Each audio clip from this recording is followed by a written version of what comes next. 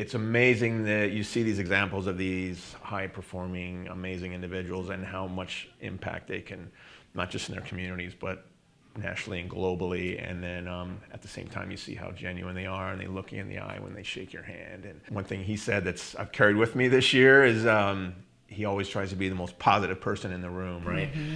And I've kind of adapted that as my mantra when I park before I go in the gym. Between when I shut my truck door and get in the gym, I'm going to be the most positive person. And whether it's a coach going through something horrendous, which we've had this year, or a client, or whatever it is, that helps kind of get me off to the right frame of mind to start the day. Welcome to the Fitness CEO Podcast.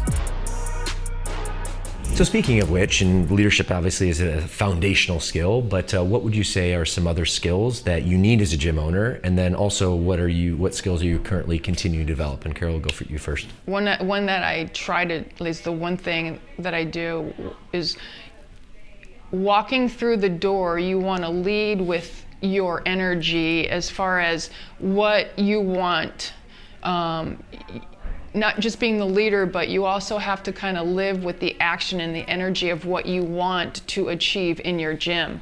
So oftentimes before I even walk through the door, like on my drive into work, I want to have set the energy and tone that I want to inspire in the gym. So while I'm a parrot, you have to lead with that positive, confident, just energy that you want to draw into everybody, that they're going to also kind of reflect in themselves toward everybody else.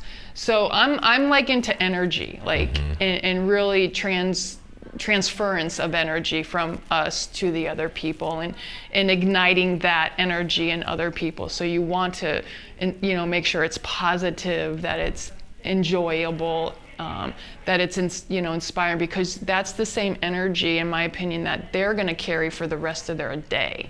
So having that, because there's people walk in and we all have struggles. I have struggles. Teaching has struggles. Building a family, you have struggles. So you want to just remember that. It's always in the forefront of my mind is that how you deliver, having that kind of backbone of energy transference, like going, and it sounds funny, but going in toward everybody that's coming in through your door. It's so important, especially in our space, and what we say all the time amongst owners, we're in the people business first and foremost. So that connection with people, that transference of energy is just like, game changing. It's super critical. Yeah.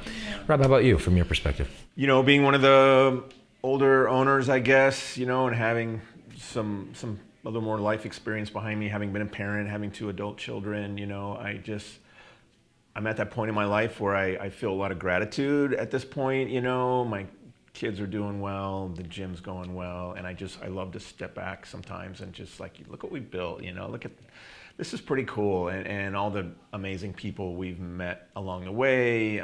Being part of the mastermind really enhances the ownership experience, helps keep us fired up, and also on point with trying to improve. You never stop that journey, no matter how old you are. Amen.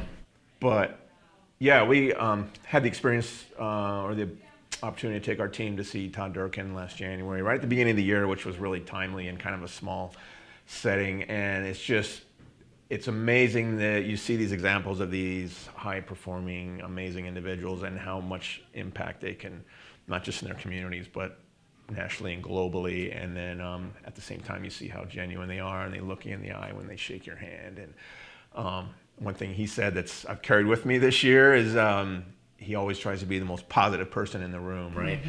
And I've kind of adapted that as my mantra when I park before I go in the gym. Between when I shut my truck door and get in the gym, I'm going to be the most positive person.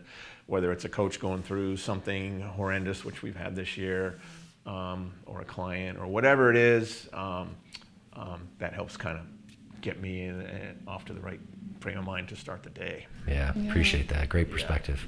Hey, my friend, hopefully you love that short teaser of the recent episode on the Fitness CEO podcast. To check out the full episode, it will be dropping shortly. But in the meantime, there's some other episodes around here that you need to see.